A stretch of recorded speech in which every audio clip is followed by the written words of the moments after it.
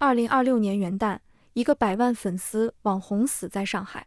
很多媒體報道裡最顯眼的關鍵詞是猝死、負債、成人平台、爭議纏身。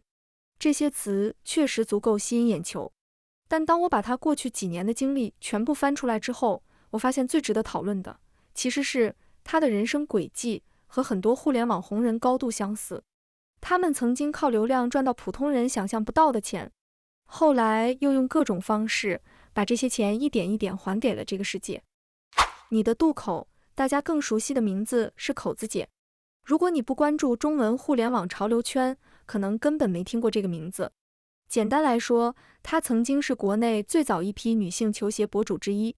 在短視頻剛剛爆發的年代，她踩中了風口，球鞋測評、穿搭分享、潮流文化。那個時期的互聯網有一種非常特殊的氣氛，很多年輕人第一次發現，原來改變命運不一定要考公務員，不一定要進大公司，也不一定要靠家庭背景。一個賬號、一部手機、一點運氣，就可能讓人生徹底改寫。而他正好站在那股浪潮上，粉絲越來越多，品牌合作越來越多，收入越來越多。後來參加綜藝、做說唱、創立潮牌、買豪車、辦郵輪生日會、開邁凱倫、帶百達翡麗。在很多人眼裡，他已經完成了階層跨越。直到今天，他的小紅書置頂內容依然是一輛粉色邁凱倫。很多人看到這裡會說一句話：虛榮。但我覺得事情沒有那麼簡單，因為對於一個靠潮流內容賺錢的人來說，那輛車既是消費品，也是職業道具。問題不在於買車，問題在於後來發生的一切。當一個普通人突然擁有遠超過去認知範圍的財富時，最危險的事情往往不是賺不到錢，而是不知道該怎麼處理這些錢。賺到錢和守住錢，在很多人身上根本就是兩件互不相干的事。很多暴富故事都有一個共同特點：錢來得太快，認知長得太慢。於是車越來越貴，房子越來越大，生活成本越來越高，身份完成了升級，資產卻沒有完成積累。這時候風險其實已經埋下來了，因為流量不會永遠增長，行業也不會永遠繁榮。到了2023年前後，潮流行業開始降溫，收入開始下滑，流量開始縮水。而一個習慣高速增長的人，通常很難接受停止增長。於是第二個階段出現了，尋找翻盤機會。這是很多網紅都會經歷的一步：創業、投資、做新項目、追新風口、講新故事。因為他們始終相信一件事：既然我贏過一次，那我一定還能贏第二次。根據他後來的公開說法和多家媒體整理的信息，他做過潮牌，做過各種項目，也接觸過虛擬資產相關投資，結果並不理想，虧損越來越大，債務越來越重，後來甚至轉向海外平台，包括醫美合作、成人向內容以及各種爭議性商業嘗試。如果把這些事情拆開看，每件事都不一樣，但放在同一條時間線上，你會發現一個共同點：他一直在尋找下一個身份。球鞋博主不行了，就做潮牌主理人；潮牌不行了，就做說唱歌手；說唱不行了就直播，直播不行了就再找下一個平台。因為他始終沒有辦法接受一件事，自己可能已經回不到最輝煌的時候了。這也是很多互聯網紅人身上都會出現的問題。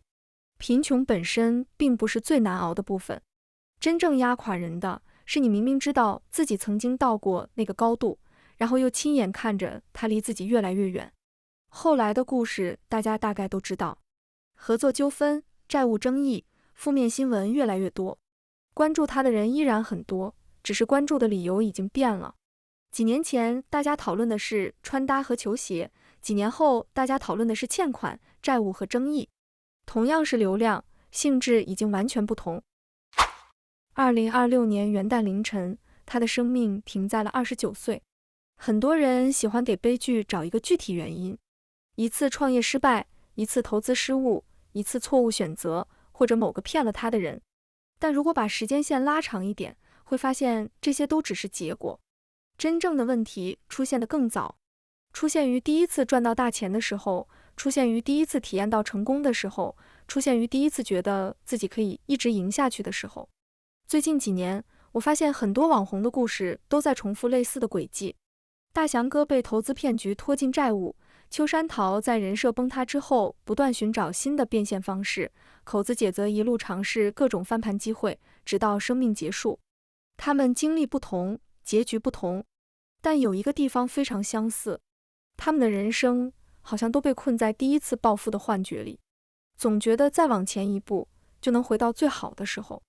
可互聯網最殘酷的地方就在這裡，他負責把一個普通人推上舞台，卻從來不會教他應該怎樣離開舞台。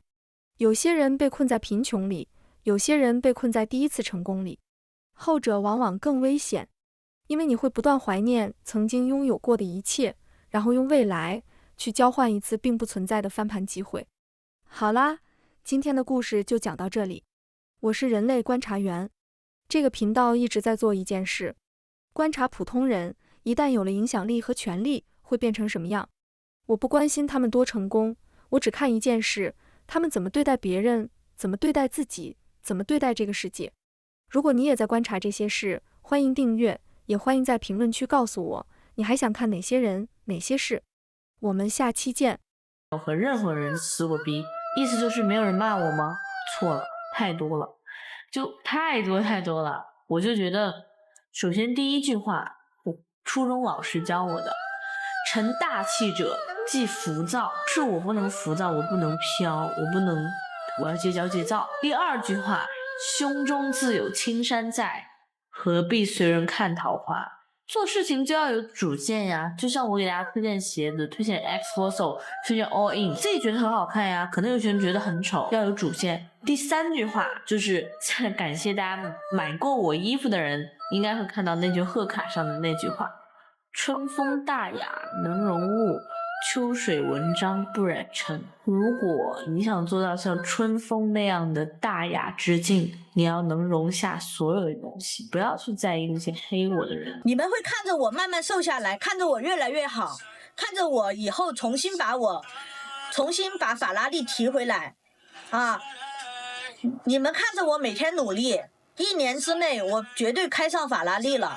雖然我還沒有駕照啊，但是到時候買來裝逼嘛，對不對？以前911、邁凱倫都買過呀，都賣掉了，生意虧錢，知道吧？